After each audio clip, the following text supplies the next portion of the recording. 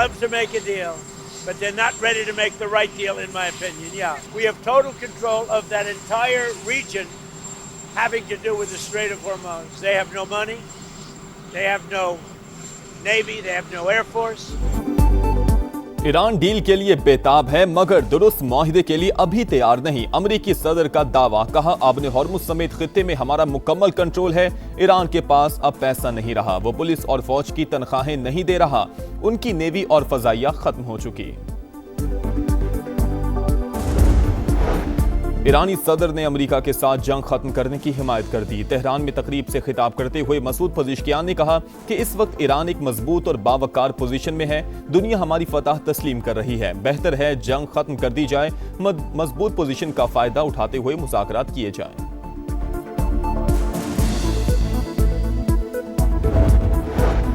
Israeli आबादकारी फलस्तीनी रियासत के क़याम की राह में रुकावट। पाकिस्तान समेत 8 इस्लामी ममालिक ने इसराइल की गैर कानूनी आबादकारी पॉलिसी मुस्तरद कर दी। वज़ीर ख़ारजा का मुश्तरका बयान जारी। अक़वाम मुत्तहिदा का मग़रिबी किनारे में फ़लस्तीनियों की शहादत पर इज़हार तशवीश, फ़लस्तीनियों के तहफ़्फ़ुज़ और ज़िम्मेदारों के एहतसाब का मुतालबा। रवां साल इसराइली आबादकारों के हमलों में 22 फ़लस्तीनी शहीद हुए। सोमालिया के करीब बहरी कज़ाकों के हाथों ऑयल टैंकर का इकवा। 17 रुकनी अमले में 10 पाकिस्तानी भी शामिल। 4 माह गुजर गए। जरगमाल पाकिस्तानियों के अहले खाना प्यारों की रिहाई के मुंतज़िर। हुकूमत से फौरी इक़दामात का मुतालबा। समा मुतासरीन की आवाज़ बन गया। मामला भरपूर अंदाज में उजागर किया। बच्चे शदीद सदमे से 2-4 हैं। वज़ीर आज़म और फील्ड मार्शल शौहर को रिहाई दिलवाएं। सेकंड इंजीनियर यूसुफ हुसैन की अहलिया की अपील।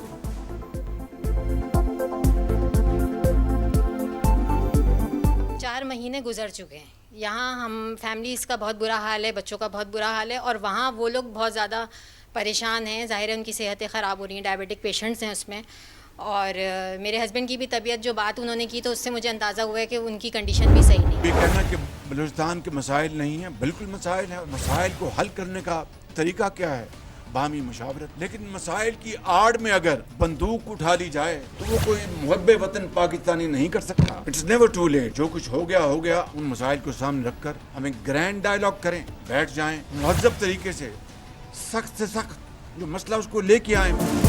वज़ीर आज़म की बलूचिस्तान के मसाइल के हल के लिए ग्रैंड डायलॉग की तजवीज़। डायलॉग का मकसद बलोच अवाम की बात सुनना है।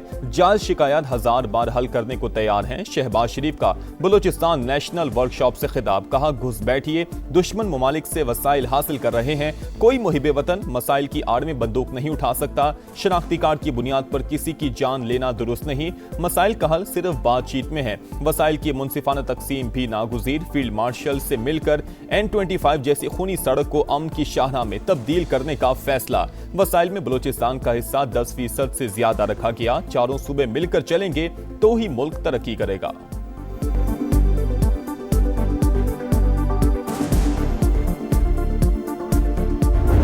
हमने इस उसूल पर इत्तेफाक किया है कि पार्लियामेंट के अंदर एक जॉइंट अपोजिशन होनी चाहिए, ताकि पार्लियामेंट के अंदर की बिजनेस में हमारी एक मुश्तरका हिकमत अमली हो, ताकि अपोजिशन एक मुअस्सर किरदार अदा कर सके। इस्लामाबाद में मौलाना फजलुर रहमान की रिहाइशगाह पर बड़ी बैठक। ग्रैंड ऑपोजिशन अलायंस बनाने का ऐलान। हिज़्ब इख्तिलाफ की तमाम जमातों को शिरकत की दावत। पीपल्स पार्टी पलड़ा बदल ले तो उससे भी बात हो सकती है।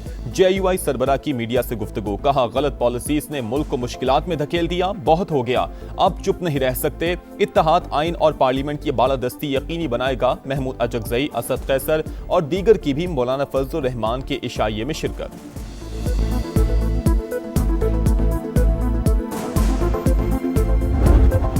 और वहाँ रखना और उसके टेस्ट वगैरह करना, यह कानून की मुताबिक, सुप्रीम कोर्ट के ऑर्डर के मुताबिक होना लाजिम था। जो कुछ हुआ इसकी तवक्को नहीं थी। जो हमें बताया गया था कि इस पे अमल दरामद होगा, सुप्रीम कोर्ट के ऑर्डर की वायलेशन हुई है।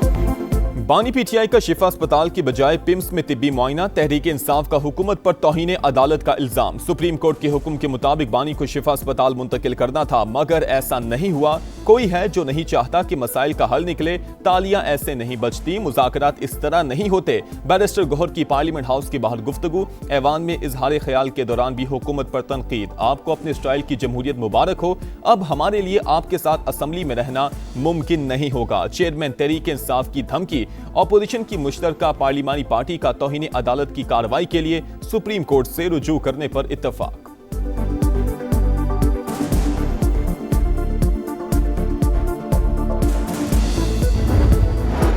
बानी पीटीआई का तिब्बी मुआयना, पिम्स अस्पताल का एलामिया जारी। इंतजामिया के मुताबिक बानी पीटीआई को 20 और 21 अगस्त की दरमियानी शब अस्पताल लाया गया। शिफा इंटरनेशनल अस्पताल के 2 माहिर डॉक्टर्स ने आंखों के चेकअप में हिस्सा लिया।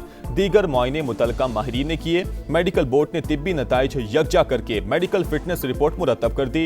रिपोर्ट के खुफिया मंदरजात जाहिर नहीं किए जाएंगे।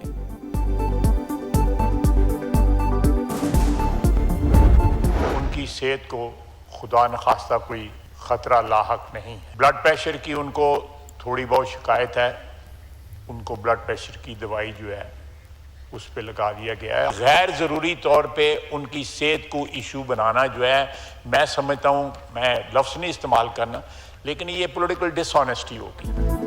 बानी पीटीआई की सेहत को खतरा नहीं, ब्लड प्रेशर की थोड़ी शिकायत है जो उम्र के साथ हो जाती है। वज़ीर दिफा ख्वाजा आसिफ का कौमी असम्बली में इजहार ख्याल, कहा बानी की हमशीरा उनके साथ थी, वो बता सकती हैं सेहत कैसी है। बानी की सेहत को इश्यू बनाना सियासी बददियानती होगी। समा से गुफ्तगू में तारिक फजल चौधरी बोले, सिक्योरिटी हालात की वजह से बानी पीटीआई को पिम्स ले जाना पड़ा, सिक्योरिटी पर समझौता न करना भी फैसले में शामिल था।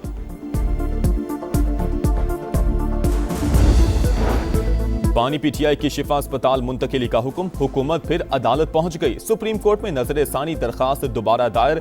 एक कैदी को प्राइवेट अस्पताल मुंतकिल करना क्रिमिनल जस्टिस सिस्टम स्कीम को डिस्टर्ब करेगा। दीगर कैदी भी जेल रूल्स के खिलाफ ऐसे ही बर्ताव का मुतालबा करेंगे। बानी की मुंतकिली का हुक्म वापस ना लिया गया तो फ्लड गेट खुल जाएगा। दरखास्त का मतन, इस केस में डिस्ट्रिक्ट इलेक्शन कमिश्नर भी फरीक था। सुप्रीम कोर्ट ने कार्रवाई के दौरान इस बात का नोटिस ही नहीं लिया। हुकूमत का मौकिफ,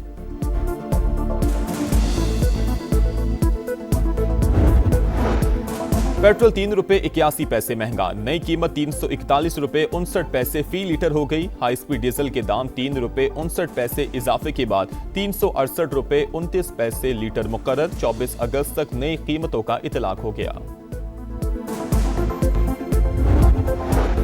हुक्मरान सुन लें, पेट्रोलियम लेवी खत्म ना की गई तो अवामी रेला कोई नहीं रोक सकेगा। बिजली के बिलों में फिक्स चार्जेस लगाकर अरबों रुपए की वसूली भी अशराफिया की बदमाशी है।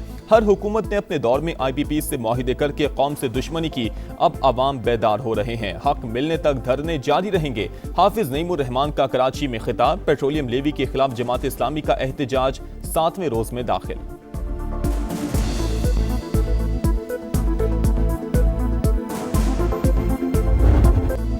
पाकिस्तान और बलूचिस्तान का हाल और मुस्तकबिल एक दूसरे से जुड़ा है और हमेशा एक रहेगा। दुश्मन रियासत और अवाम के दरमियान खलीज पैदा करने की कोशिश में मसरूफ इज्तिमाई अज़्म और फैसला कुन रद्द अमल से नापाक अज़ाइम नाकाम बनाएंगे। फील्ड मार्शल आसिम मुनीर का 2 टोक पैगाम। अमायदीन और सियासी क़यादत से मुलाकात में सिपा सलार ने कहा कि बलूचिस्तान की तकदीर सिर्फ बलूचिस्तान के अवाम के हाथ में है। सूबा बासलाहियत, बाहिम्मत और मुहिब वतन लोगों का मस्किन, नौजवानों में भी सलाहियतों की कोई कमी नहीं। उन्हें बाइख्तियार बनाकर कौमी तरक्की में किरदार का मौका देना पायदार तरक्की के लिए नागुज़ीर है।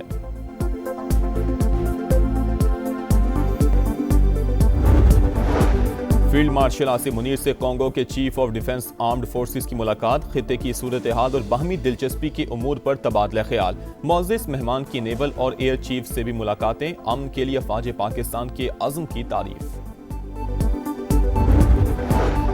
वतन के मुहाफिज अमन दुश्मनों पर कहर बनकर टूट पड़े। ISPR के मुताबिक सिक्योरिटी फोर्सेस और पुलिस के बलूचिस्तान और खैबर पख्तूनख्वा में मुख्तलिफ ऑपरेशंस 49 दहशतगर्द हलाक, मस्तूंग, मच, खुजदार और पंजगोर में भारतीय स्पॉन्सर्ड 37 ख्वारिज अंजाम को पहुंच गए। बन्नू, शिमाली वजीरिस्तान, औरंगज़ई और खैबर में भी इंटेलिजेंस बेस्ड कार्रवाइयां, 12 दहशतगर्द हलाक, असलहा और गोला बारूद बरामद।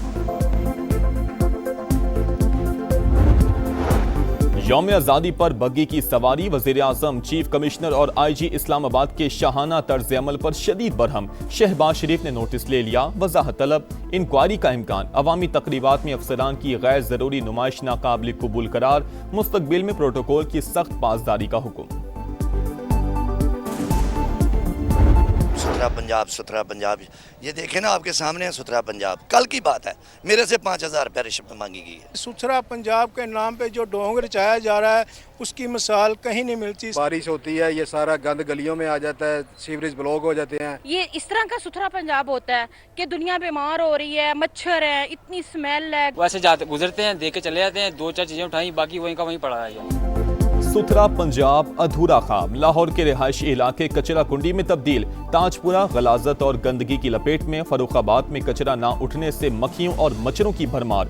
इलाका मकीनों का बदबू और ताफुन से बुरा हाल। गाजी रोड और इमामिया कॉलोनी में भी जगह जगह गंदगी। अरबों रुपए के फंड्स के बावजूद हालात अबतर। वजीर आला पंजाब खुद मैदान में आकर सूरत हाल देखें। सीनियर वजीर पंजाब मरीम औरंगजेब भी फील्ड का जायजा लें। डिप्टी कमिश्नर और असिस्टेंट कमिश्नर भी दफ्तरों से निकले। शहरियों का मुतालबा, लाहौर का चप्पा चप्पा साफ होने तक समा हकायक दिखाता रहेगा।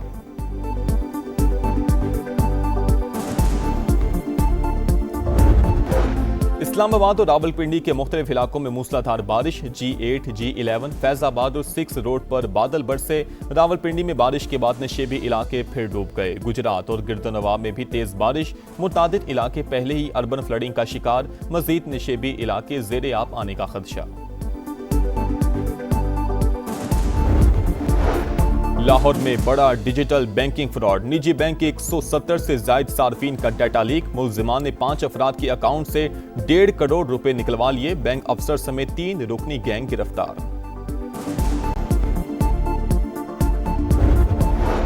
ड्रग डीलर अनमोल पिंकी की 3 मुकदमात में बरियत के खिलाफ अपील तैयार। ड्राफ्ट प्रोसिक्यूटर जनरल सिंध को अरसाल। मंजूरी के बाद हाईकोर्ट से रुजू किया जाएगा। एडिशनल डिस्ट्रिक्ट जज साउथ का फैसला कलअदम करार देने की इस्तदा की जाएगी।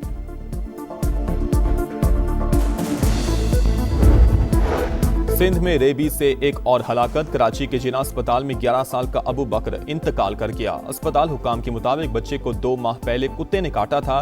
एंटी रेबीज वैक्सीन भी लगाई गई थी। सूबे में रवां साल रेबीज से अमवात की तादाद 22 हो गई।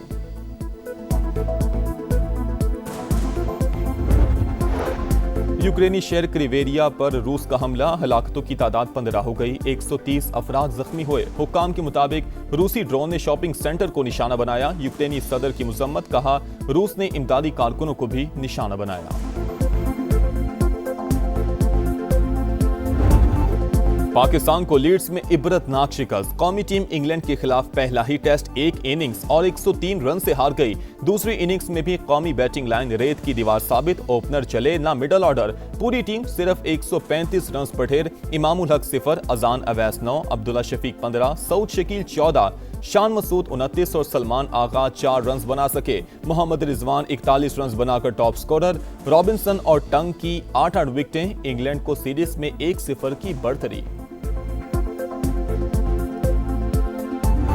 आपका सलमान अली आगा और आपके विकेट कीपर साहब जी, आई थिंक मुझे तो बहुत अफसोस हुआ है। जब हारना ही है, आपने इस तरह की क्रिकेट खेलनी है, बाहर कर दें इनको। मुझे बाबर आजम या कोई भी थिंक टैंक आपस में बैठा हुआ नजर नहीं आया। सो इश्यूज तो हैं।